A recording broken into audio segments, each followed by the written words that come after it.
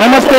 आज चोलन तालुका शिराळा या ठिकाणी चांद साहेब आणि मीनाई देवी हा भव्य दिव्य प्रकारचं यात्रा ही आणि या यात्रेनिमित्त भव्य दिव्य असा कुस्तीचा जंगी आखाडा या ठिकाणी आयोजित केला आहे। आज महाराष्ट्रातील टॉपच्या मल्लांच्या कुस्त्या या ठिकाणी होणार आहेत।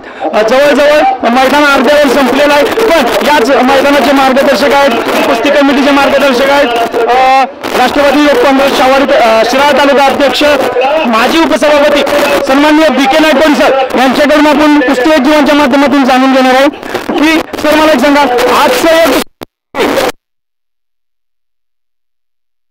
किती वर्षाची परंपरा आहे? 1952 साली या देशाचे थोर स्वातंत्र्य सेनानी आणि क्रांतीश्वर नाना पाटलांच्या प्रति सरकारचे एक लढवय्य सैनिक कैलासवासी बाबूराव दादा चरणकर यांनी 1952 साली जवळजवळ 67-68 वर्षापूर्वी हे मैदान सुरू केलं। अखंडपणे 67 वर्ष हे मैदान असंच उत्तरोत्तर मोठ्या मोठ्या प्रमाणावर घेण्याची आमची परंपरा आहे। या गावामध्ये एक गावचं ग्रामदैवत म्हणूया गणेश, या गणेशाची जत्रा किंवा यात्रा आणि चांद साहेबाचा उरूस हे हिंदू मुस्लिम ऐक्याचं एक प्रतीक म्हणून आगळं वेगळं आपल्या महाराष्ट्रामधलं एक वेगळं मैदान किंवा वेगळी यात्रा उरूस असं म्हणूया, आणि ही आमची 67 वर्षाची गेल्या परंपरा आहे। पण सर मला सांगा, एवढं मोठं कुस्ती मैदान आज महाराष्ट्र केसरी या अध्यक्षरांच्या मैदानात लढणार आहे, कसं बघता या कुस्तीकडे? याच्या पाठीमाग या ज्या आमच्या पूर्वजांनी बाबूराव दादा चरणकर असतील, त्यांचे सहकारी बंडा नायकवडी असतील, त्याबरोबर आमच्या गावचे पहिले सरपंच पाटील ते आजपर्यंत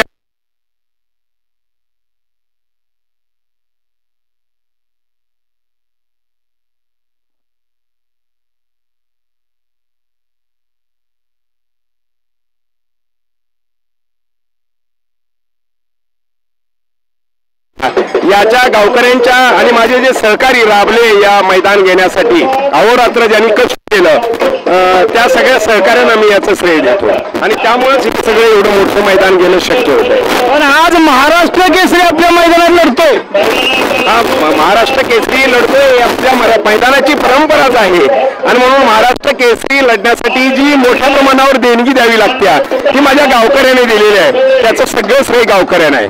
तर हे होते मैदानाचे मार्गदर्शक BK नायकवडी सर, त्याचबरोबर या गावचे उपसरपंच हमीद नायकवडी यांच्याशी आपण बातचीत करणार आहे। सर मला सांगा, आज आपण गावचे उपसरपंच आहेत, हे मैदान जोडण्यासाठी किती दिवस गेली मेहनत करतात? गेली 1 महिना झाला आम्ही प्रयत्न करतोय, लोकांच्या देणगीतनं आणि गावकऱ्यांच्या बाजार आपली व्यापाऱ्यांच्या येणं आणि ग्रामीण भागातली जी कुस्तीवर प्रेम करणारी जी लोक आहेत त्यांनी जे भरभरून देणग्या दिल्या, त्या देणगीच्या जोरावर हे मोठं मैदान महाराष्ट्र केसरी मैदान आम्ही करतोय। त्याचबरोबर आम्ही महिला महाराष्ट्र केसरी सुद्धा यावेळेला आणलेली आहे आणि ती जोडी